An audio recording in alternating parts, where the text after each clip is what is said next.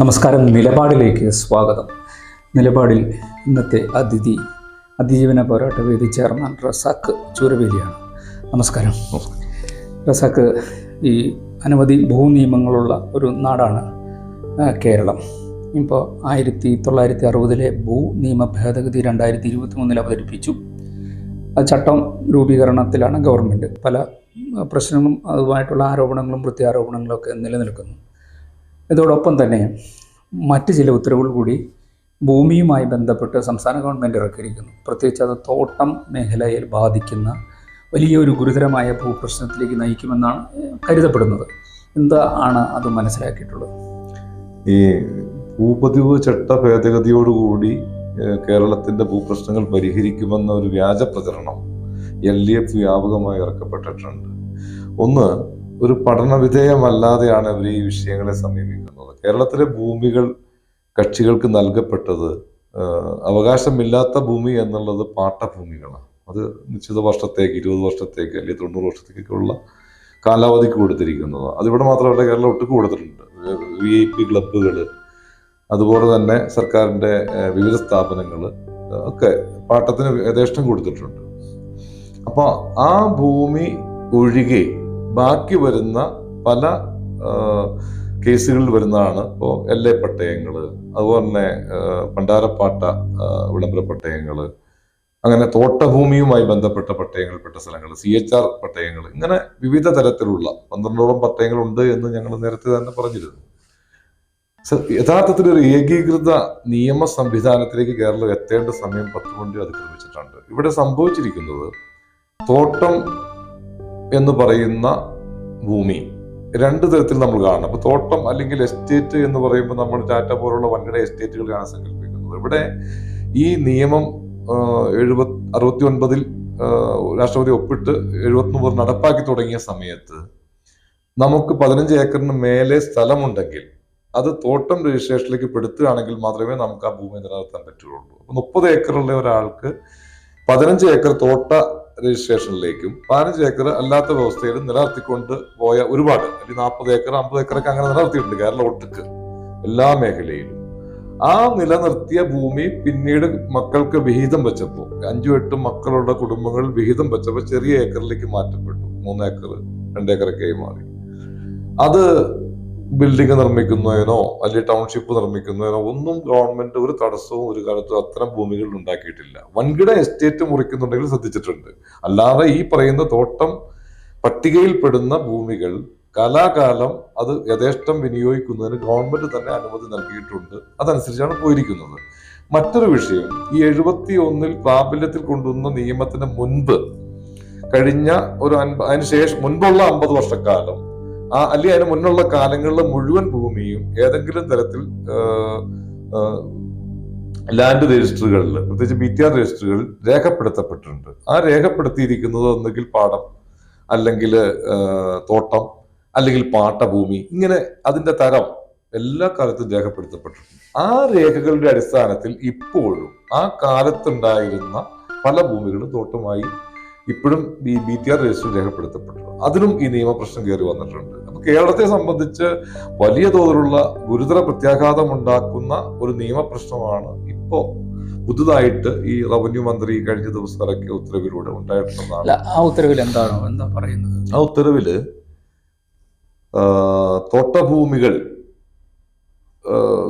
Convert ചെയ്തിട്ടുണ്ടെങ്കിൽ, തരം മാറ്റപ്പെട്ടിട്ടുണ്ടെങ്കിൽ, ഇപ്പോൾ റബ്ബർ ആണ് അല്ലെങ്കിൽ ഏലമാണ്, ഏത് തോട്ടവും തേയിലയാണെങ്കിലും മാറ്റപ്പെട്ടിട്ടുണ്ടെങ്കിൽ അത് നിയമവിരുദ്ധമാണെന്നും അത്തരം ഭൂമികൾ ഈ 60 ഭൂപരിഷ്കരണ നിയമത്തിന്റെ 80ാം നിയമം അനുസരിച്ച് പിടിച്ചെടുക്കാനും അവർക്കെതിരെ നടപടി സ്വീകരിക്കാനുമുള്ള ഉത്തരവാണ് ഇറങ്ങിയിട്ടുള്ളത്.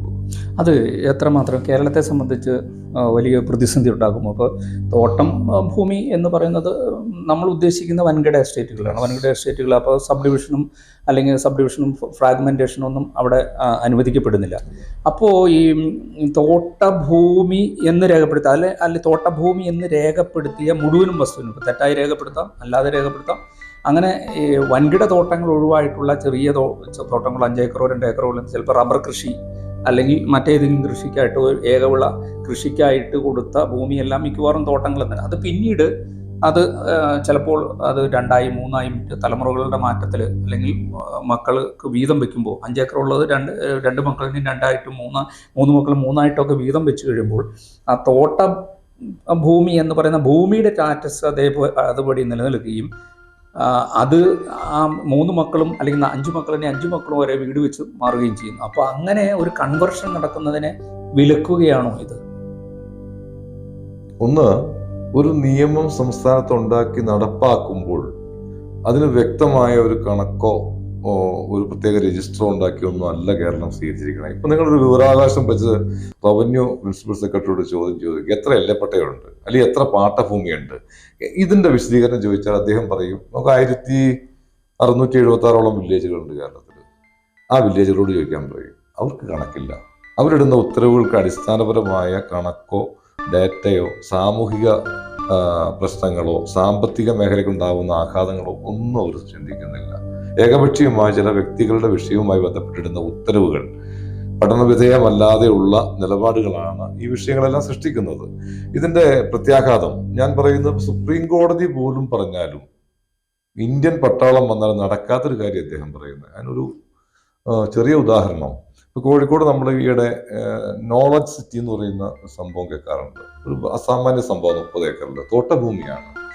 നമുക്ക് ഈ പറയപ്പെടുന്ന ഒട്ടേറെ ടൗൺഷിപ്പുകളിൽ നമ്മുടെ അടിമാലിയിൽ ഒരു സൈഡ് മൊത്തം തോട്ടഭൂമിയാണ്.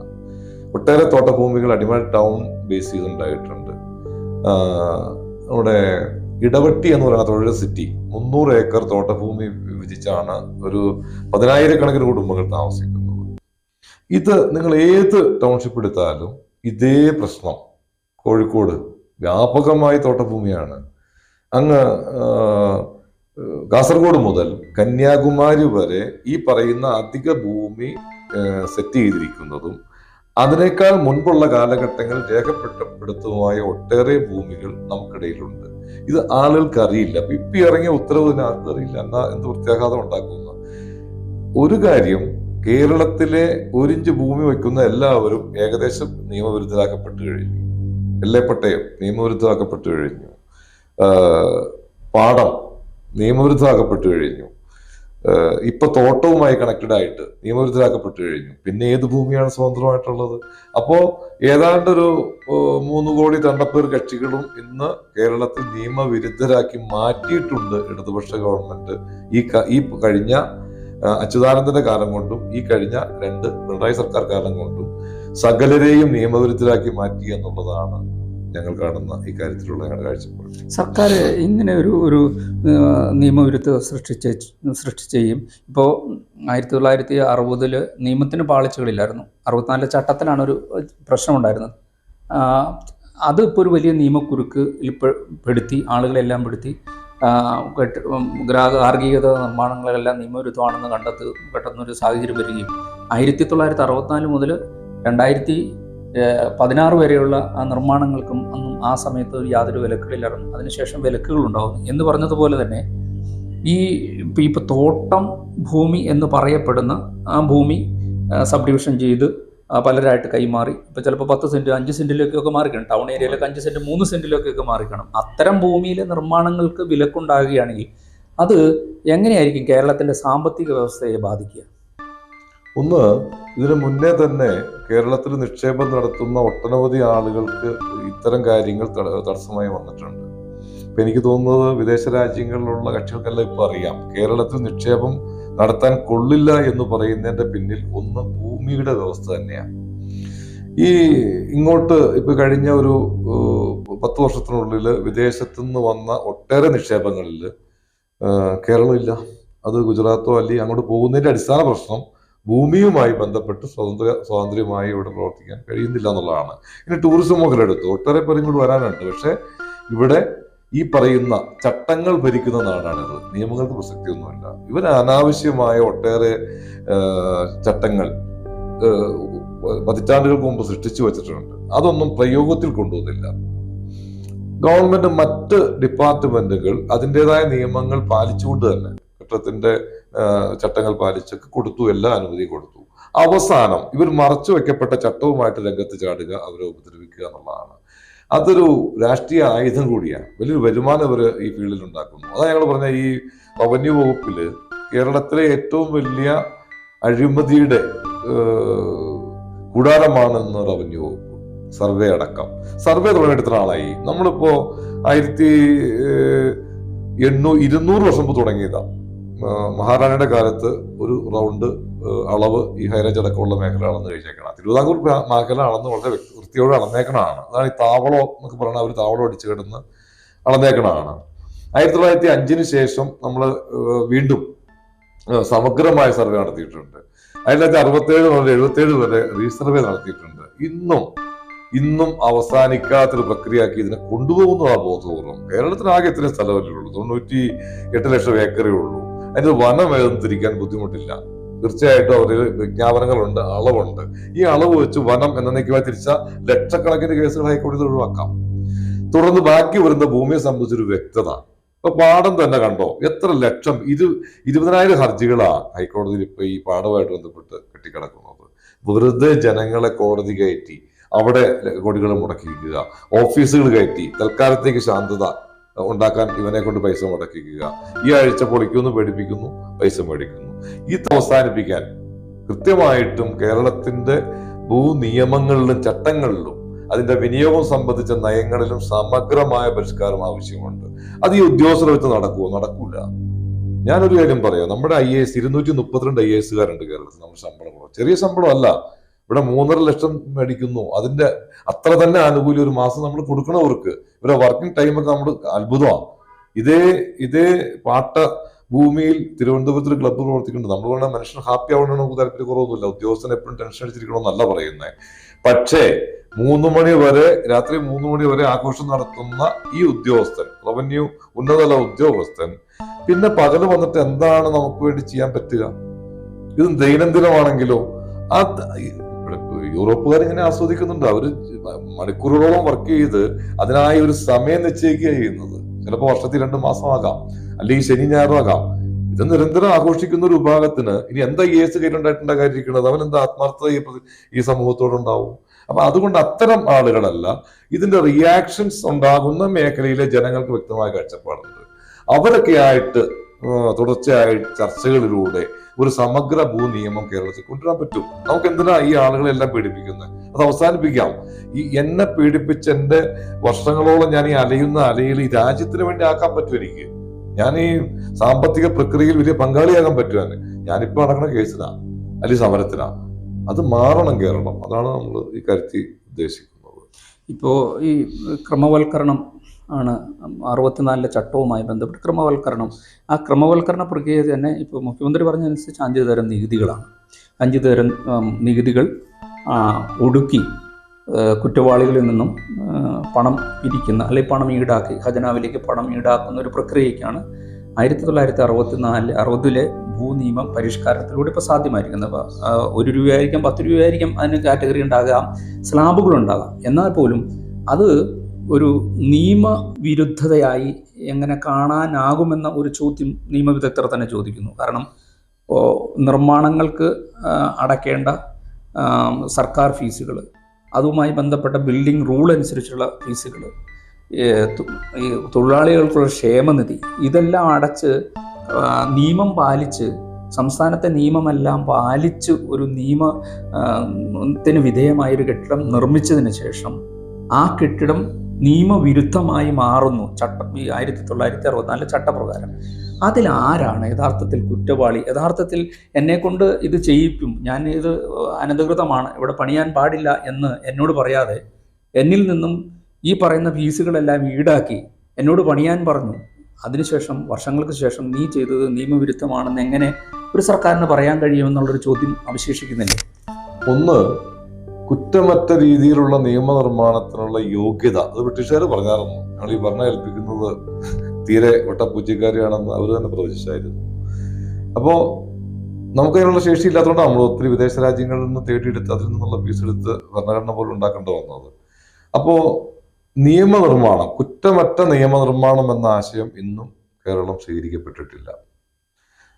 ഇതിൻ്റെ അകത്ത് ഒരു നിയമത്തെ അല്ലെങ്കിൽ ചട്ടത്തെ, പ്രത്യേകിച്ച് ചട്ടങ്ങളാണ് ദുരുപയോഗിക്കുന്നത്, വ്യാപകമായി ദുർവ്യാഖ്യാനിക്കാൻ ഇപ്പോൾ ഇടയായിട്ടുണ്ട്.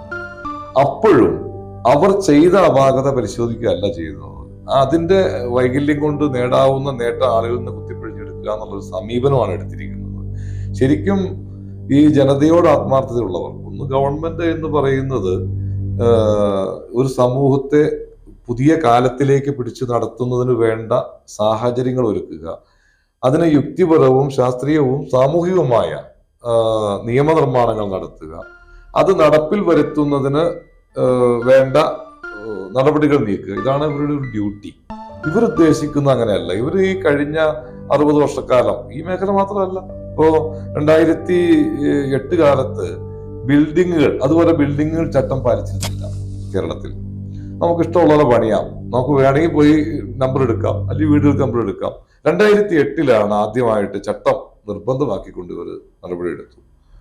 അങ്ങനെ ചട്ടം നിർബന്ധമാക്കിയപ്പോൾ കേരളത്തിലെ മുഴുവൻ നിർമ്മിതികളും ചട്ടവിരുദ്ധമായി. അപ്പോൾ അത് ക്രമവൽക്കരിക്കാം. പഞ്ചായത്തി രാജ് ആക്ടിനനുസരിച്ച് കെട്ടിടം നിർമ്മിച്ചവർക്ക് ഇത് ക്രമവൽക്കരിച്ചു കൊടുക്കുന്ന ഒരു പ്രോസസ്സ് നടന്നു. ആരും ചർച്ച ചെയ്തില്ല. എല്ലാവരും ആ കാലത്ത് പോയി പിഴയടച്ചു. ഇത് ഇപ്പോഴും ആ പ്രോസസ്സ് നടക്കുന്നുണ്ട്. പഞ്ചായത്ത് ബിൽഡിംഗ് നിർമ്മാണ ചട്ടം ലംഘിച്ചതിന് പിഴ മേടിക്കുന്നു, കൊടുക്കുന്നു. വലിയ കോടികൾ മറിയുന്ന ഒരു മേഖലയാണ്. ആരും ശ്രദ്ധിച്ചിട്ടില്ല, ആരും പ്രതികരിച്ചിട്ടില്ല. കേരളം അങ്ങനെയാണെന്ന് ധരിച്ചതാണ് ഇപ്പോൾ ഇവർക്ക് പറ്റിയേക്കുന്നത്. ഇപ്പൊ പ്രതികരിച്ചുകൊണ്ട് ഈ കച്ചവടം കേരളത്തിൽ പറ്റില്ലെന്ന് പറയുന്ന ശബ്ദങ്ങൾ ഉയർന്നു വന്നു. ഇത് ജനങ്ങളിലേക്ക് എത്തിച്ചു. ഈ നിയമമൊന്നും വേറെ വഴിക്ക് വരുന്നതല്ല. നമ്മൾ തിരഞ്ഞെടുക്കപ്പെടുന്ന, നമ്മൾ ഇഷ്ടപ്പെടുന്ന രാഷ്ട്രീയ പാർട്ടികൾ നമുക്കെതിരെ നയിക്കുന്നതാണ്. അതുകൊണ്ട് നിങ്ങൾ പ്രതികരിക്കണം. അതാണ് ഇലക്ഷനിൽ കണ്ടെന്ന് ഞങ്ങൾ വിചാരിക്കുന്നത്. കൃത്യമായിട്ടും ഏറ്റവും കൂടുതൽ കേരളത്തിൽ ചർച്ച ചെയ്യപ്പെട്ടത് വന്യജീവി നിയമം. 2000 വരെ എന്താ കുഴപ്പമില്ലായിരുന്നല്ലോ, വന്യജീവി ഇല്ലായിരുന്നല്ലോ. എവിടുന്ന് വന്നു വന്യജീവി? 2000 വരെ വന്യജീവി സ്വന്തം പറമ്പിൽ വന്നാൽ കാണാതെ പോയ ഫോറസ്റ്റുകാർ അന്വേഷിക്കില്ലായിരുന്നല്ലോ, നിയമമില്ലായിരുന്നോ?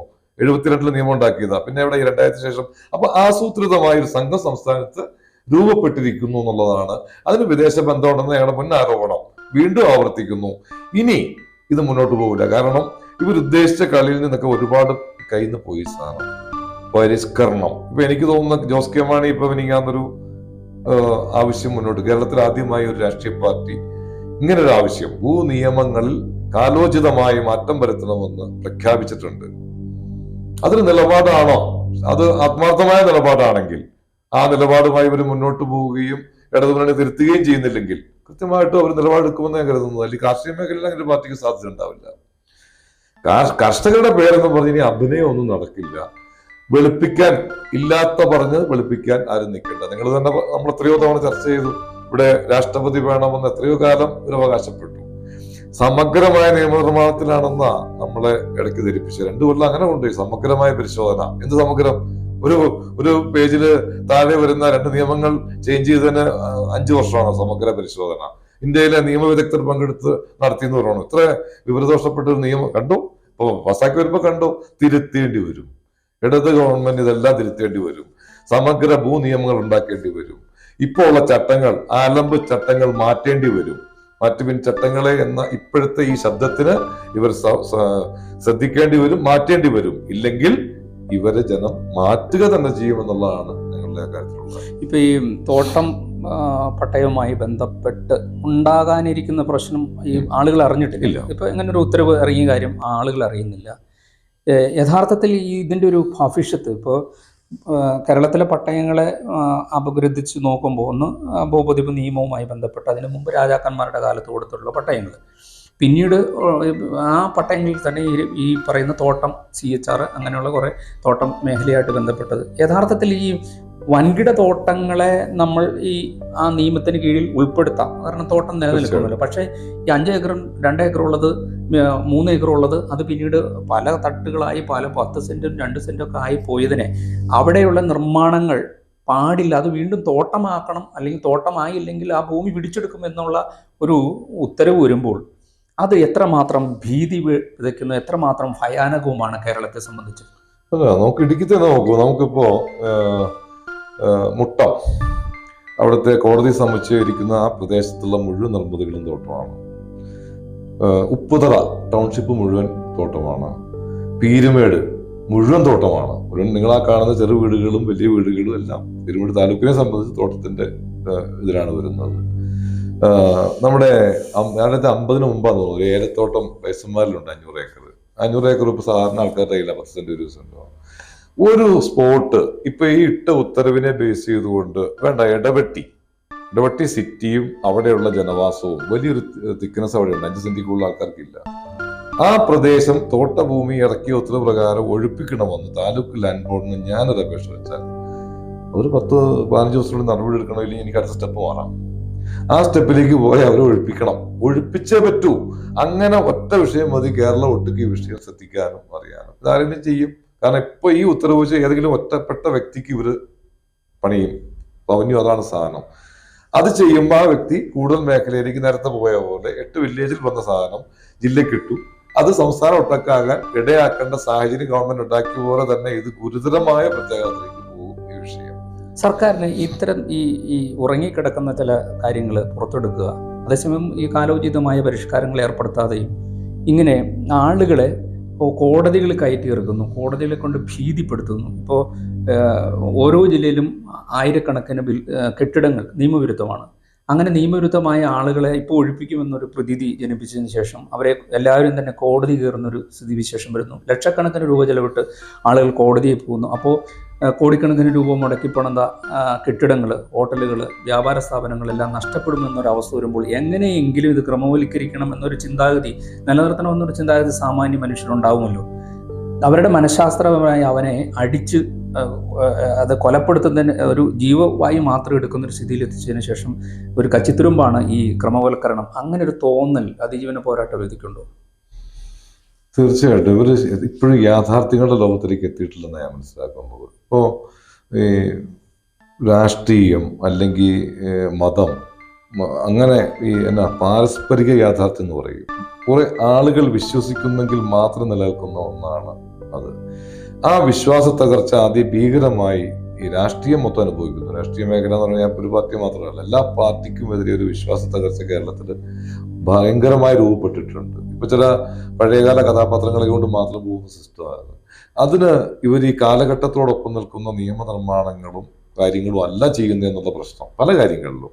മറ്റൊന്ന്, സംസ്ഥാനത്തെ ആകെ ബാധിക്കുന്ന പൊതു പ്രശ്നങ്ങളിൽ ഒരു പാർട്ടി ചെയ്യുകയല്ല വേണ്ടേ, പൊതു നയം വേണം. വിദ്യാഭ്യാസ നയം അത് പൊതുവായിരിക്കണം. അത് UDF കയറിയാലും LDF കയറിയാലും BJP കയറിയാലും നമ്മൾ മുന്നോട്ട് വയ്ക്കുന്ന വിദ്യാഭ്യാസ നയം ഒറ്റ ഇതായിരിക്കണം. അതിന്റെ സിസ്റ്റം ഓപ്പറേറ്റ് ചെയ്യുന്ന കാര്യത്തിൽ കൂടുതൽ മികവുറ്റതാക്കാൻ ഇവർ ശ്രമിക്കട്ടെ. ഭൂമിയുടെ കാര്യത്തിൽ ഒറ്റ നയമായിരിക്കണം. ഇവർക്ക് അങ്ങനെയല്ല. ഇവരിപ്പോ ഭരണപക്ഷത്തിനെതിരെ ആയുധമാക്കാവുന്ന പ്രതിപക്ഷം നോക്കുന്നു. അതിനിടയിൽ ഇത്രയും ജനത കിടന്ന് വട്ടം കറങ്ങുന്നു. ആ ഒരു നിലയിലേക്കുള്ള യോഗ്യത കേരളത്തിന്റെ രാഷ്ട്രീയം നേടിയിട്ടുണ്ടെന്നുള്ള പ്രശ്നം. ആരാണ് രാജ്യം ഭരിക്കുന്നത്? ഈ ഭരിക്കുന്നവർക്കുള്ള ഇത്തരം കാര്യങ്ങളിലുള്ള യുക്തിബോധവും വിദ്യാഭ്യാസം പോട്ടെ, വിദ്യാഭ്യാസം ഒന്നും ഞാൻ അടിസ്ഥാനമാക്കുന്നില്ല. മറിച്ച് അവർ സമീപിക്കുന്ന വിഷയങ്ങളെ യുക്തിപൂർവം നിയമ ചട്ട വ്യവസ്ഥകളെ, സാമൂഹിക പ്രശ്നങ്ങളെ, കേരളത്തിന്റെ ചരിത്രങ്ങളെ എല്ലാം ബേസ് ചെയ്തുകൊണ്ട് തീരുമാനമെടുക്കാൻ യോഗ്യതയുള്ള ഏത് രാഷ്ട്രീയമാണ് കേരളത്തിലുള്ളത്? പുതുക്കപ്പെടണം. നമ്മൾ ഈ കാണുന്നത് രാഷ്ട്രീയമല്ല. ഇത് ചുമ്മാ ഈ പഴയ ഇവരുടെ കാലത്ത് നമ്മൾ പറയുമായിരുന്നു വീരക്കല്ല് സ്ഥാപിക്കുമായിരുന്നു പണ്ട്. 1500 വർഷം മുമ്പ് ശിലായുഗക്കാരൻ. എന്നിട്ട് അവൻ 5 or 10 പേരെ അല്ലെങ്കിൽ 100 പേരെ തട്ടിയിട്ടുണ്ടെങ്കിൽ അത് എഴുതി വെക്കും. 100 ആളെ കൊന്ന വീരൻ, അവനാണ് അവരുടെ നേതാവ്. ഇവിടെ നമ്മൾ ആ ചരിത്രത്തിന്റെ ആവർത്തനം നടത്തിക്കൊണ്ടിരിക്കുന്നത്. നമുക്കത് പോരാ. അതുപോലെ തന്നെ ചെയ്യുന്ന ഏത് ബാധകം, ഇപ്പോ 500 രൂപ പഞ്ചായത്തിൽ എനിക്ക് ബിൽഡിംഗ് ടാക്സ് ബിൽഡിംഗ് നിർമ്മിക്കുന്നതിന് ഫീസ് അടയ്ക്കണമെങ്കിൽ 15,000 ആക്കുമ്പോൾ അത് തെറ്റായി പോയി എന്ന് പറയുന്നതിനെ ആക്രമിക്കുന്ന രാഷ്ട്രീയ സ്വഭാവം. കാരണം അതിന് മറ്റു ഉദാഹരണങ്ങൾ ഇപ്പൊ പാകിസ്ഥാനിൽ ഇങ്ങനെയാണ്, അഫ്ഗാനിസ്ഥാനിൽ ഇങ്ങനെയാണ് എന്ന് പറഞ്ഞ് അതിനെ ന്യായീകരിച്ച് വെളുപ്പിക്കുന്ന, എന്റെ മാനസിക പ്രശ്നങ്ങളെ കൂടുതൽ പ്രകോപനപരമാക്കുന്ന രാഷ്ട്രീയ നിലപാട് പ്രവർത്തകരും എടുക്കുന്നു എന്നുള്ളതാണ്. അതേസമയം നേരത്തെയൊക്കെ അതാത് ഘടകങ്ങളിൽ ഏരിയ കമ്മിറ്റി ആണെങ്കിലും ലോക്കൽ കമ്മിറ്റി ആണെങ്കിലും ഇത്തരം പ്രശ്നങ്ങൾ കർക്കശമായി സംസാരിക്കും. ആ സംസാരിക്കുന്നത് തിരുത്തണമെന്ന് ആവശ്യപ്പെടും. അത് റിപ്പോർട്ട് ചെയ്യും സ്റ്റേറ്റിൽ. ആ റിപ്പോർട്ടിങ്ങിന്റെ അടിസ്ഥാനത്തിൽ ഗവൺമെന്റിനോട് പറയും ഈ വിഷയത്തിൽ ശാശ്വതമായ പരിഹാരം കണ്ടെത്താൻ പറയും. ആ സിസ്റ്റം രാഷ്ട്രീയത്തിൽ നിന്ന് പോയി. ഇപ്പൊ അവിടെ നിന്ന് പേപ്പറായിട്ട് ഇങ്ങോട്ട് വരിക. പാലസ്തീനിൽ എന്തെങ്കിലും പ്രശ്നമുണ്ടോ, ഇറാഖിൽ എന്തെങ്കിലും പ്രശ്നമുണ്ടോ, പാകിസ്ഥാനിലുണ്ടോ, അപ്പൊ പ്രതിഷേധം, അല്ലെങ്കിൽ അവിടെ വെള്ളപ്പൊക്കം ഉണ്ടായിട്ടുണ്ടോ, ഇതൊക്കെ പറഞ്ഞാൽ എങ്ങോട്ട് വന്നത്. ഇവിടുത്തെ പ്രശ്നത്തിൽ ആരും ശ്രദ്ധിക്കുന്നില്ല, ചർച്ച ചെയ്യുന്നില്ല. അത് തന്നെയാണ് നമ്മുടെ ഹൈവേ വിഷയത്തിൽ നിങ്ങൾ ശ്രദ്ധിച്ചു. ഇത്രയും മോശമായ ഒരു നിലപാടിൽ മാസങ്ങളായിരുന്നു. ഏതെങ്കിലും രാഷ്ട്രീയ പാർട്ടി രംഗത്ത് തോന്നുന്നില്ല. രാഷ്ട്രീയം എന്നുള്ളത് മറ്റെന്തുമായി മാറി എന്നുള്ളതാണ്. അതിന് കുറച്ച് വർഗീയതയും കൂടി കൂട്ടിച്ചേർത്ത് ലാസ്റ്റ് ഇലക്ഷനെ അഭിമുഖീകരിക്കാം എന്നുള്ള ഒരു ധാരണ ഇതിനകത്ത് വന്നു. അതിന് മാറ്റം വരും, വലിയ താമസമില്ല.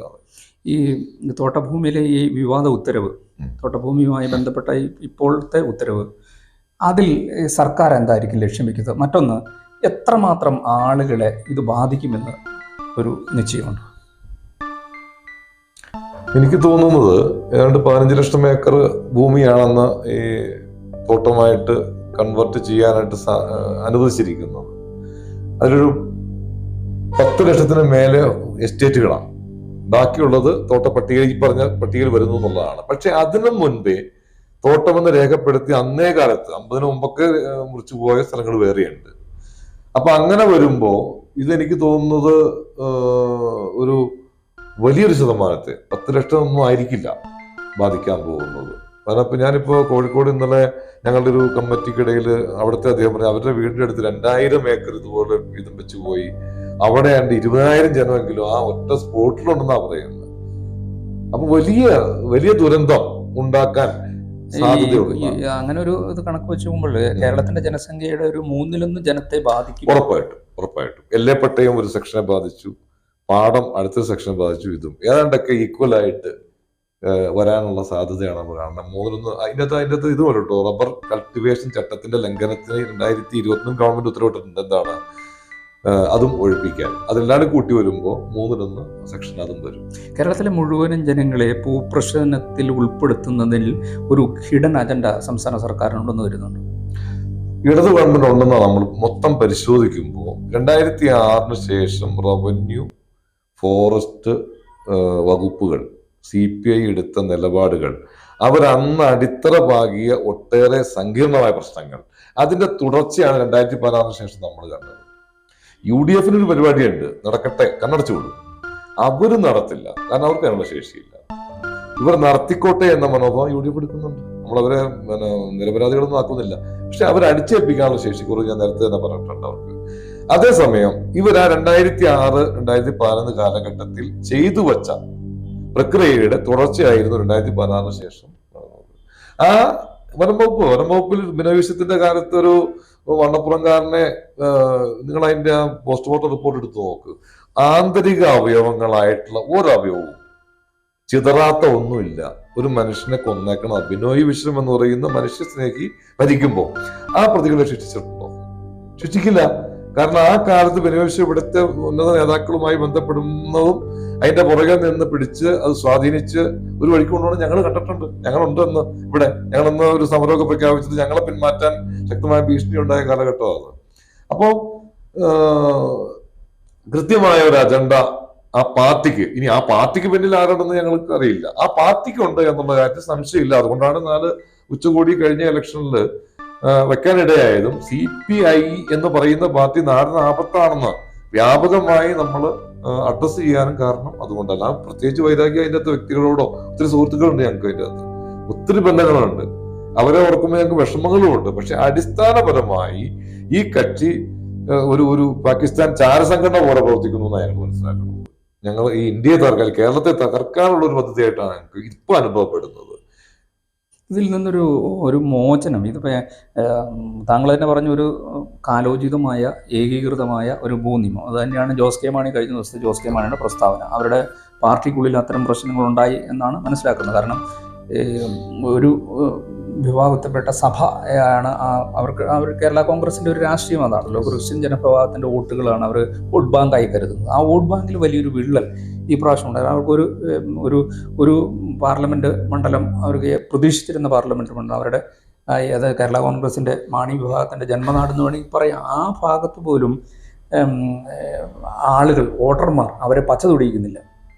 ആ ഒരു അവസ്ഥയിലേക്ക് എത്തുന്നു. അതിന് വലിയ പ്രചരണങ്ങളൊന്നുമില്ലാതെ, UDF വലിയ പ്രചരണങ്ങളൊന്നുമില്ലാതെ തന്നെ അവർ രക്ഷപ്പെട്ടു പോകുന്ന ഒരു തെരഞ്ഞെടുപ്പായിരുന്നു കഴിഞ്ഞ പാർലമെൻറ്റ് തെരഞ്ഞെടുപ്പ്. ഇത് ഈ ഭൂനിയമങ്ങൾ അല്ലെങ്കിൽ ഈ ഭൂമിയുമായി ബന്ധപ്പെട്ട പ്രശ്നങ്ങൾ ഒരു തരത്തിലല്ലെങ്കിൽ ഇപ്പോൾ ലോ റേഞ്ചിലുള്ളവർക്ക് മറ്റൊരു തരത്തിലും ഹൈ റേഞ്ചിലുള്ളവർക്ക് മറ്റൊരു ഇടനാടും തീരപ്രദേശത്തുള്ളവർക്കും പല രീതിയിലുള്ള ഭൂപ്രശ്നങ്ങൾ ഇവിടെ ഇളക്കി വിട്ടതിന് ശേഷം ഇത് എന്തെങ്കിലും ഒരു ഗൂഢ പദ്ധതി ഇതിന് പിന്നിലുണ്ടാവും. ഇത് എല്ലാ വിഭാഗം ജനങ്ങളെ ഇത് ബാധിക്കുകയാണ്. ലാൻഡ് അസൈൻമെൻറ്റ് പട്ടയങ്ങളുടെ പ്രശ്നം വന്നപ്പോൾ അത് ഹൈ റേഞ്ചിൽ മലയോര മേഖല എന്നാണ് എല്ലാവരും കരുതിയിരുന്നത്. അത് എല്ലാ ജില്ലകളും 14 ജില്ലകളിലും അത്തരം പട്ടയങ്ങളുണ്ടെന്ന് മനസ്സിലായി. അവിടെ എല്ലാം പ്രശ്നങ്ങളുണ്ടാവും. ഇതിപ്പോൾ തോട്ടമായി കിടക്കുന്ന ഭൂമിയിൽ അവിടെ നിർമ്മാണങ്ങൾ ഇതേപോലെ വരുന്നു. വൻകിട തോട്ടങ്ങളെ വെച്ച് മറ്റു ചെറുകിട തോട്ടങ്ങളെല്ലാം ഇത് ബാധിക്കുകയാണ്. അപ്പോൾ പണ്ട് വിറ്റുപോയ ഭൂമിയിൽ അവിടുത്തെ മനുഷ്യർക്കും ജീവിക്കാൻ പറ്റാത്തൊരു കണ്ടീഷൻ വരുന്നു. എല്ലായിടത്തും ഒരു ഗുരുതരമായ ഭൂപ്രശ്നം ഉണ്ടാക്കിയതിന് ശേഷം ഈ ഒരു ക്രമവൽക്കരണം ആണോ ലക്ഷ്യം വെക്കുന്നത്? അതിനപ്പുറത്തേക്ക് എന്തെങ്കിലും പരിപാടികളുണ്ടോ ഇവിടെ? എനിക്ക് തോന്നിയത് ഒന്ന്, നമ്മൾ നേരത്തെ പറഞ്ഞ സാമ്പത്തിക അജണ്ടയുണ്ട്. സാമ്പത്തിക ഒരു പ്രശ്നമാണല്ലോ. അപ്പൊ വ്യാജമദ്യം കൊടുത്ത് ആളുകളെ കൊല്ലണമെന്ന് ഉദ്ദേശിച്ചല്ല വ്യാജമദ്യം നിർമ്മിക്കുന്നത്. അവന്റെ ലാഭം തന്നെയാണ് ഉദ്ദേശിക്കുന്നത്. പക്ഷെ ആള് മരിക്കുന്നത് അവന് പ്രശ്നമാകുന്നില്ല. അപ്പൊ പണം എന്ന ശ്രദ്ധയിലേക്ക് വരുമ്പോൾ ആളുകൾ മിക്കവാറും ധാർമ്മികത പലപ്പോഴും മാറ്റിവെക്കുന്ന സ്ഥിതിയുണ്ട്. അത് രാഷ്ട്രീയത്തിൽ ഇപ്പോൾ ഉണ്ടായിട്ടുണ്ട്. അതാണ് ഇതിൻ്റെ അത് കാണുന്ന ഒന്നാമത്തെ പ്രശ്നം. മറ്റൊന്ന്, ഈ പീഡനം വഴി ഒരു തുക വരുന്നുണ്ട്. ഇപ്പോ ഇവിടെ കെട്ടിടങ്ങൾ എല്ലാ ചട്ടം ലംഘിച്ചു എന്നൊരു വ്യാപകമായ നോട്ടീസ് കൊടുത്തു കോടിക്കണക്കിന് രൂപയുടെ കളക്ഷൻ കിട്ടുന്നുണ്ട്. അത് പ്രാദേശിക നേതാക്കൾ അടക്കമുള്ളവർക്ക് വലിയൊരു ഇതുണ്ടാവുന്നുണ്ട്. എനിക്കൊരു പുതിയ നിർമ്മിതി വേണം, നിയമവിരുദ്ധമായി ചെയ്യണം, എനിക്ക് ആ മേഖലയിലെ പാർട്ടിക്കാർക്കൊക്കെ പൈസ കൊടുത്തിട്ട് വേണം ചെയ്യാൻ. അപ്പൊ രാഷ്ട്രീയമായ ഒരു ആനുകൂല്യം ഇതുവഴി നേടിയെടുക്കാൻ അവർക്ക് പറ്റുന്നു എന്നുള്ള പ്രശ്നവും ഇത് കുറച്ചൊക്കെ നിലനിൽക്കട്ടെ എന്നുള്ള ഒരു സാഹചര്യം. മറ്റൊന്ന്, വലിയൊരു പീഡനത്തിലേക്ക് വരുമ്പോൾ ഇത് മാറ്റിയിട്ട് ഞങ്ങൾ വർഷങ്ങളായി നിലനിന്ന പ്രശ്നം ഞങ്ങൾ പരിഹരിച്ചു എന്ന് പറഞ്ഞ് വോട്ട് തട്ടുന്ന ഒരു സിസ്റ്റം. ഇങ്ങനെ പല രീതിക്ക് ഓപ്പറേറ്റ് ചെയ്യുക. അതാ ഞാൻ പറയുക, ഒരു വൃത്തിയായ രാഷ്ട്രീയമില്ല. ആ വൃത്തിയായ രാഷ്ട്രീയം വരാത്തതിന് പല കാരണങ്ങളുണ്ട്. നമുക്ക് തൊഴിലില്ലാത്തവർ രാഷ്ട്രീയം കളിക്കുന്നു എന്നുള്ള പ്രശ്നം ഞങ്ങൾ കാണുന്നുണ്ട്. ഒരു തൊഴിൽ ചെയ്യുന്നവൻ മാത്രം രാഷ്ട്രീയത്തിൽ പ്രധാനമായിട്ട് രംഗത്ത് വരിക, വരുമാനത്തോടുകൂടി രാഷ്ട്രീയത്തെ കാണുക, അല്ലാതെ ഇതൊരു വരുമാനമാക്കി മാറ്റുന്ന നമ്മുടെ ആ വ്യവസായ സാഹചര്യം തന്നെ ഒഴിവാക്കപ്പെടേണ്ടതുണ്ട്. മറ്റൊന്ന്, പ്രതികരണശേഷി ഇല്ലാത്ത മലയാളി ഉണ്ടാക്കി വെച്ച അബദ്ധങ്ങളാണ് ഇതെല്ലാം. അവൻ ചോദ്യം ചെയ്യപ്പെടുന്നില്ല. ഇപ്പോ സ്ഥലത്ത് നേതാവ് പറയാം അത് ഇന്ന പ്രശ്നം, അത് അങ്ങനെ തന്നെ വിശ്വസിച്ചു പോകുന്നു. അതിനപ്പുറം അവൻ ചിന്തിക്കുന്നില്ല. ഈ ചട്ടം കുഴപ്പമാണെന്ന് പറയുമ്പോൾ ഈ ചട്ടം കുഴപ്പം മാറ്റാനല്ലേ നിന്നെ നിയമസഭയിൽ ഞാൻ വിട്ടേക്കണേന്ന് ചോദിക്കാനോ അങ്ങനെ ചിന്തിക്കാനോ മലയാളിക്ക് കഴിയുന്നില്ല. പ്രബുദ്ധനാണെന്ന് പറഞ്ഞ് നമ്മളെ വഞ്ചിക്കപ്പെട്ടിരിക്കുന്നു. ഒരു പ്രബുദ്ധതയില്ല. ഇപ്പൊ ചേട്ടൻ പറയും വിദ്യാഭ്യാസമുള്ളവർ കയറിയ ശരിയാവും. വിദ്യാഭ്യാസമുള്ളവരല്ലേ ഇപ്പൊ കയറിയേക്കണേ. ഇതിനു മുമ്പ് 1960 കാലത്ത് ആ 5 പതിറ്റാണ്ടുകൾക്ക് മുമ്പ് ഭരിച്ചവർക്ക് വലിയ വിദ്യാഭ്യാസവും ഇല്ല. അവർ കാട്ടിയ മാന്യത, അവർ കാട്ടിയ ധാർമ്മികത, അവർ കാട്ടിയ നീതിബോധം ഉണ്ടോ പുതിയ തലമുറയ്ക്ക്? എന്ത് വിദ്യാഭ്യാസം? അപ്പൊ വിദ്യാഭ്യാസമുള്ളവർ കയറിയ വൃത്തിയാവുന്ന വിദ്യാഭ്യാസമുള്ളവരെ കയറിയേക്കണേ. 232 IAS ഒട്ടേറെ IPS IFS അവരാണ് ഇത് നയിക്കുന്നത്. അതിന്റെ മേലെ നമ്മൾ സ്ഥാപിച്ച 3.5 കോടിക്ക് വേണ്ടി നമ്മൾ കൊണ്ടിരുത്തിയിരിക്കുന്ന നമ്മുടെ രാജാക്കന്മാര്. ഇതെല്ലാം കൂടിയ ഇത് ശരിയാക്കി എടുക്കാൻ പറ്റില്ലേ? കോടതികള് എത്ര മെച്ചമായിട്ടാണ് പോയിക്കൊണ്ടിരിക്കുന്നത്. നമുക്ക് അംഗീകരിക്കാൻ പറ്റുമോ? കാരണം ആ കാലത്ത് ചരിത്രബോധമുള്ള, സാമൂഹിക ബോധമുള്ള, നീതിബോധമുള്ള വലിയ ജഡ്ജിമാർ ഇരുന്ന കസേരകളിൽ ഇന്ന് മക്കളായിരിക്കണത്. റെക്കമെൻഡേഷനാ മൊത്തം. നിങ്ങൾ ശ്രദ്ധിച്ചോ? മക്കൾ കൈമാറുന്ന എല്ലാ മേഖലയിലും മക്കളാ കൈമാറുന്നത്. രാഷ്ട്രീയ മക്കൾക്ക് കൈമാറുന്നു, നീതിപീഠം മക്കൾക്ക് കൈമാറുന്നു, സൈനികനാണെങ്കിൽ അത് അങ്ങനെ, പോലീസാണെങ്കിൽ അങ്ങനെ. എല്ലാവരും അതാത് മേഖലയിൽ ഒരു വർഗത്തെ സൃഷ്ടിച്ചിട്ടുണ്ട്. ആ സൃഷ്ടിച്ചതിൽ നമുക്ക് ഏറ്റവും വലിയ അപാകത പറ്റിയേക്കണ നീതിന്യായ പീഠങ്ങളില്ല. ഒരു ബോധവും ഇല്ല, ഒരു ബോധം അവന് കൊടുത്തിട്ടുമില്ല. ഇന്നയാളുടെ മകൻ അത്രേ ഉള്ളൂ. അതാണ് ക്വാളിറ്റി. അതാണ് ഇപ്പൊ സെലക്ഷന് വേണ്ടി ഉപയോഗിക്കുന്ന കാര്യങ്ങൾ. അതുകൊണ്ട് നമ്മുടെ ക്വാളിറ്റി നഷ്ടപ്പെട്ടു, സാമൂഹികമായ ക്വാളിറ്റി നമുക്ക് നഷ്ടപ്പെട്ടു. അത് തിരുത്തേണ്ട ഒരു വർഗം ഉണ്ടായിരുന്നു. അവർ നേരെ യൂറോപ്പിലേക്കും ലണ്ടനിലേക്കും പോയി. അതിഗുരുതരമായ ഒരു സാമൂഹിക സാഹചര്യത്തെ ആയിരിക്കും ഇനിയുള്ള ഈ പറയുന്ന ബാലൻസ് വരുന്ന വയസ്സായ കക്ഷികൾക്ക് നേരിടേണ്ടി വരിക എന്ന ഉത്ഭയമാണ് ഞങ്ങളെപ്പോലുള്ളവരെ നയിച്ചുകൊണ്ടിരിക്കുന്നത്. അവസാനമായിട്ട് ഈ അഭിമുഖം കണ്ടുകൊണ്ടിരിക്കുന്ന പ്രേക്ഷകരോട് ഈ പുതിയ ഉത്തരവുമായി ബന്ധപ്പെട്ട് എന്താ പറയാൻ? ഗവൺമെന്റിനെ തിരുത്താൻ അതീവ ഗൗരവത്തോടെ ഈ സമൂഹം ഈ നിയമപ്രശ്നങ്ങളെല്ലാം പരിഷ്കരിക്കുന്നതിനുള്ള പ്രക്രിയയിൽ കേരളത്തിന്റെ വിവിധ പ്രദേശങ്ങളിൽ പ്രവർത്തിക്കുന്ന ഒട്ടേറെ സംഘടനകളും ശബ്ദങ്ങളുമുണ്ട്. അതിനെ വേണ്ട പോലെ പിന്തുണയ്ക്കുകയും രംഗത്തേക്ക് വരികയും അടിയന്തരമായി പരിഷ്കരിക്കുകയും ചെയ്യുന്നതിന് ഒരു പഠന സംഘത്തെ വെച്ച്, സർവേ സംഘത്തെ വെച്ച് വനത്തിന്റെ വഴിക്ക് തിരിക്കുകയും ബാക്കി ഭൂമികൾ സ്വതന്ത്രമായി കൊടുക്കേണ്ട ഭൂമികൾ സ്വതന്ത്രമാക്കി കൊടുത്തുകൊണ്ടും നിയന്ത്രിക്കേണ്ടതിനെ നിയന്ത്രിച്ചുകൊണ്ടും ഒരു സമഗ്ര പരിഷ്കാരം കൊണ്ടുവരികയും ഇതുമായി ബന്ധപ്പെട്ട് കച്ചവടം ചെയ്യുന്ന പരിസ്ഥിതിവാദികൾ അടക്കമുള്ളവരുടെ ശല്യങ്ങളിൽ നിന്ന് കേരളത്തെ മോചിപ്പിക്കുകയും പുതിയ ഒരു കെട്ടിപ്പടുക്കൽ ടൂറിസം അടക്കമുള്ള സാധ്യതകളെ ഉപയോഗപ്പെടുത്തുകയും ചെയ്യുന്ന ഒരു കേരളത്തെ നിർമ്മിക്കുന്നതിന് എല്ലാവരും ഈ രാഷ്ട്രീയ സാഹചര്യത്തിലേക്ക് ചിന്തിക്കണം, കടന്നു വരണമെന്നാണ് അവസാനമായി പറയാനുള്ളത്. നിലപാടിൽ ഇത്രയും നേരം സംസാരിച്ചത് റസാഖ് ചൂരവേലി അതിജീവന പോരാട്ട വേദി ചെയർമാനാണ്. നമസ്കാരം. നമസ്കാരം.